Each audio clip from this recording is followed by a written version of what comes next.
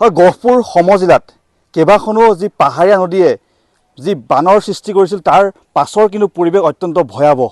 এই মুহূৰ্তত মই গহপুৰৰ পৰা জয়পুৰ সংযোগী এটা পথৰ ওপৰত আছোঁ আৰু এটা পকী কালভাৰ্ট বানে আচলতে উটুৱাই লৈ যায় এটা অংশ।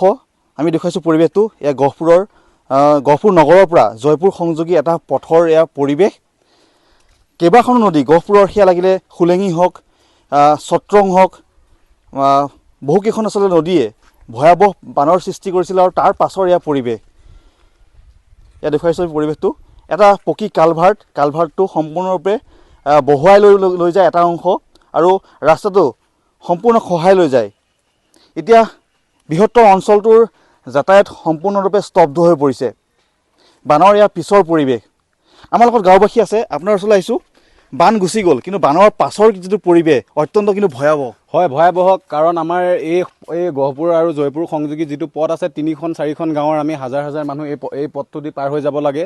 আৰু এই পথটোদি যিটো প্ৰাকৃতিক দুৰ্যোগ বুলি কৈছোঁ, যিহেতু পাহাৰৰ পৰা পানী আনি যিটো আমাৰ চত্ৰং নদীৰ মাথাউৰিটো ভাঙিলে সেইটো প্ৰাকৃতিক দুৰ্যোগ। কিন্তু ইয়াৰ পৰিপ্ৰেক্ষিততে ভুলটো সম্পূৰ্ণৰূপে আমি পুৰুকবাৰীৰ বাগানৰ যিজন ৰঞ্জিত তেখেতক আমি দোষী সাব্যস্ত কৰিছোঁ। কাৰণ তেখেতে সকলো কথা জানি বুজি যোৱাবাৰৰ পৰা আমাক এই সমস্যাখিনি পানীৰ সমস্যাখিনি আমি ভুক্তভোগী হৈ আহিছিলোঁ। কিন্তু তেখেতে জানি বুজি এটা নলা খান্দিম বুলি আমাক প্ৰতিশ্ৰুতি দি এখন নদী খান্দি দিলে তেখেতে। আৰু ইয়াৰ যিমানখিনি পানী আছে সম্পূৰ্ণ পানীখিনি আমাৰ গাঁৱৰ ফালে আনি নিয়া ব্যৱস্থা কৰিলে, যাৰ ফলত এইখিনি সমস্যাখিনি সমাধান হ'ল। নলাটো তেখেতে JCB লগাই কমচে কম এমাহমান নলাটো খান্দিছে আৰু ইমান দকৈ খান্দিছে য'ত নলা নহয় নদী হৈ গ'ল। আৰু অকল এই ৰাস্তাটো বুলিয়ে নহয়, ইয়াৰ পৰা প্ৰায় গাঁৱৰ মাজতো আমাৰ 3খন গাঁৱৰ মাজতো 3টা ৰাস্তা ভাঙি আমাৰ শেষ হৈছে। আৰু 40-50 বিঘাতকৈ অধিক মোৰ পিছফালে যিমানখিনি মাটি আছে চব নদীৰ বালিয়ে পুতি দিছে।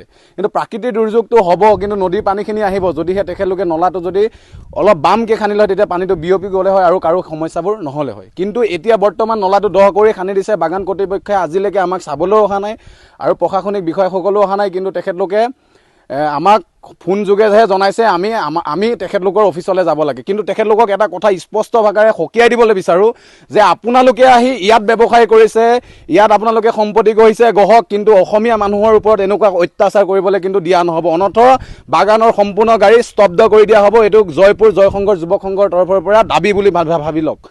আৰু আমি সকীয়াই দিবলৈ বিচাৰোঁ বাগান কৰ্তৃপক্ষক যিমান সোনকালে পাৰে অতি সোনকালে আহি এই ৰাস্তাবোৰৰ যিমান পাৰে মেৰামতি সমাধান কৰক। তেখেতে যোৱাবাৰ প্ৰতিশ্ৰুতি দিছিলে আমাৰ ঘৰৰ ফালে যোৱা ৰাস্তাবোৰ ভাঙিছিলে, নদীত হৈছিলে, কণ ল'ৰা ছোৱালীখিনি স্কুল যাব লাগে। মই তেখেতক ভিডিঅ' ফুটেজ আৰু তেখেতক এপ্লিকেশ্যন দিলোঁ। তেখেতে দিম বুলি প্ৰতিশ্ৰুতি কৰি লাষ্টত জয়পুৰ জয়শংকৰ যুৱক সংঘৰ পেজতো দিলোঁ আৰু তেখেতে নাম্বাৰটো ব্লক কৰি দিলে। আৰু নাম্বাৰটো ব্লক কৰি দি এইবাৰ চাবলৈও অহা নাই। আৰু এনেকুৱা সমস্যাবোৰ আমাৰ জয়পুৰত এই যিজন বাগানৰ যিখন জয়পুৰ পুৰুকবাৰী বাগান যিখন তেখেতৰ আণ্ডাৰত আছে, ৰঞ্জিত বুলি কয় আৰু তেখেতৰ নামটো সম্পূৰ্ণ বিষয়ে নাজানো। কিন্তু তেখেতৰ কুকাণ্ডৰ কাৰণেহে এইখিনি আমি সমস্যাখিনি ভুগিব লগা হৈছে। খেতি মাটিও যথেষ্ট পুতিলে। হয়, খেতি মাটি যথেষ্ট পুতিলে। 40 বিঘাৰ 45 বিঘা খেতি। আৰু আজিকালি এবিঘা খেতি কৰিবলৈ যাওঁতে যিহেতুকে গৰু হাল নহয় ট্ৰেক্টৰৰ হাল 5,000-6,000 টকাকৈ এবিঘাত যায়। কঠীয়া দূৰৰ পৰা কিনি আনিব লগা হয়। আৰু যিহেতুকে ইয়াত দ এৰিয়া জেগা কঠীয়াটো নহয়। কিন্তু এই নদীখন বানটো ভঙাৰ ক্ষেত্ৰত বাগানৰ যিখিনি নলাৰ পৰা যিখিনি পানী গৈ বালি গৈ গোটেই খেতিখিনি পুতি ধ্বংস কৰি দিলে। কিন্তু এতিয়ালৈকে বাগানৰ কৰ্তৃপক্ষৰ গা নোমডালো বা অকণো কণ্ঠবোধ কৰা নাই যে আমাৰ সমস্যা। পূৰ্বতে এই যিটো নলাটো বাম আছিল নেকি? পূৰ্বতে এই নলাটো বাম আছিলে। বাম মানে অত্যন্ত বামেই আছিলে, য'ত আমি এই কালভাৰটো দি পানী যেতিয়া দেখিছিলোঁ তেতিয়া বহুত সম্পূৰ্ণৰূপে বাম আছিলে। তাৰপিছত তেখেতলোকে কি কৰিলে, এই ইফালৰ গাঁওখনৰ মাথাউৰি বা ৰাস্তাটো ভঙা দেখি ইফালৰ গাঁৱৰ মানুহখিনিয়ে কথাখিনি কোৱাৰ দখত তেখেতলোকে এটা পলিটিক্স লগালে যে নলাটো এনেকৈ কৰি দীঘলকৈ ৰাউণ্ডকৈ খান্দি আনি এই নলাটো দি দ কৰি খান্দি এইফালেদি পানীখিনি উলিয়াই দিয়া ব্যৱস্থা কৰিছে। কিন্তু এই কালভাৰটোতে ইমানখিনি প্ৰেছাৰ পৰিলে। ইয়াৰ আগতো আমি এই কালভাৰটোৰ ভিডিঅ' পঠাই দিয়া হৈছিলে, কিন্তু তেখেতে একো খৰালিত বনাম বুলি কৈ প্ৰতিশ্ৰুতি দিছিল, কিন্তু তেখেতে চাবলৈও নাহিলে। কিন্তু এতিয়া এই সমস্যাখিনি হৈ গ'ল। আজি 3 দিন হ'বলৈ হ'ল এই সমস্যাখিনিত ভুক্তভোগী হৈ থকা।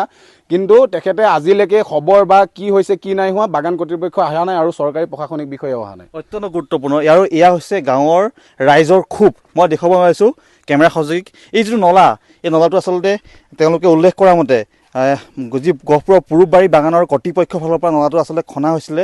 আৰু দকৈ খনাৰ ফলত সম্পূৰ্ণ পানীভাগ আচলতে এইপিনি অহাৰ ফলতে এই যিটো কালভাৰ্টটো সম্পূৰ্ণৰূপে ভাগি গুচি যোৱা পৰিলক্ষিত হৈছে। আৰু এয়া হৈছে গহপুৰৰ বানৰ পিছৰ ভয়াৱহতা কিমান আচলতে ভয়াৱহ আমি প্ৰকৃত ছবিখন দেখাইছোঁ ND24 দৰ্শকসকলক।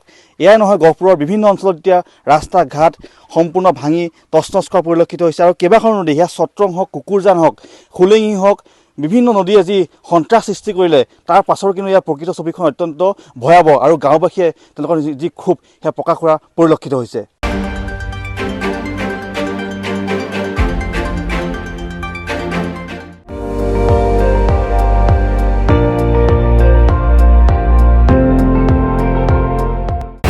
আপুনি চাই আছে ND24, সৰ্বশ্ৰেষ্ঠ নহয়, সৰ্বোত্তমৰ দৌৰ।